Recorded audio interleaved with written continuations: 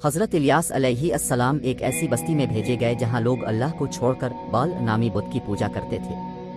دل سیاہ ہو چکے تھے، زبانیں اللہ کو چھوڑ کر مخلوق کے سامنے جھکنے کی عادی ہو گئی تھیں۔ اللہ کے نبی آئے، نرم لہجہ اور درد دل، آنکھوں میں سچائی۔ انہوں نے کہا، کیا تم بال کو پکارتے ہو اور سب سے بہتر خالق کو چھوڑ دیتے ہو؟ وہی اللہ جو تمہیں پیدا کرتا ہے، روزی دیتا ہے، زندہ کرتا ہے، مار دیتا ہے۔ مگر قوم کے کان بند تھے، دلوں پر تالے پڑے تھے، شرک ان کی رگوں میں اتر چکا تھا، تکبر نے ان کی آنکھوں کی روشنی چھین لی تھی۔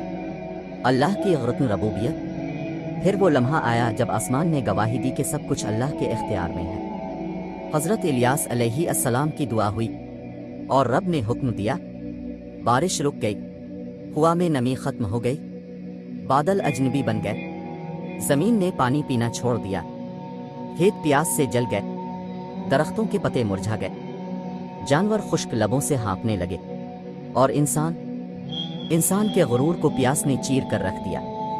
یہ قحط روایات کے مطابق 3 سال 6 مہینے تک رہا۔ روحیں سوکھ گئیں، زبانیں اللہ کا نام لینے لگی، مگر دل اب بھی کمزور تھے۔ جب دل ہارا تب دل لوٹا۔ آخرکار انسانوں نے مان لیا کہ جن پتھروں سے امید باندھی تھی وہ کچھ نہیں کر سکتے۔ وہ جھکے، ٹوٹے، کانپتی سانسوں کے ساتھ اللہ کے نبی کے پاس آئے۔ ہم غلطی پر تھے، ہمیں معاف کرا دیجیے۔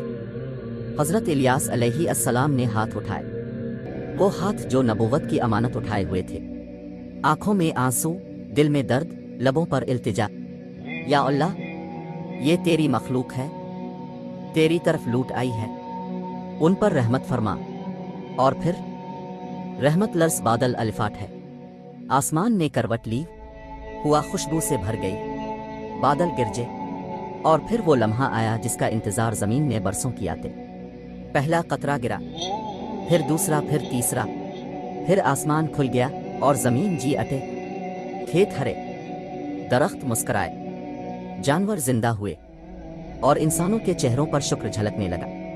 قوم نے جان لیا، رزق بال نہیں دیتا، اللہ دیتا ہے، زندگی پتھر نہیں دیتا، اللہ دیتا ہے، رحمت کسی مخلوق کے ہاتھ میں نہیں، صرف اللہ کے ہاتھ میں ہے۔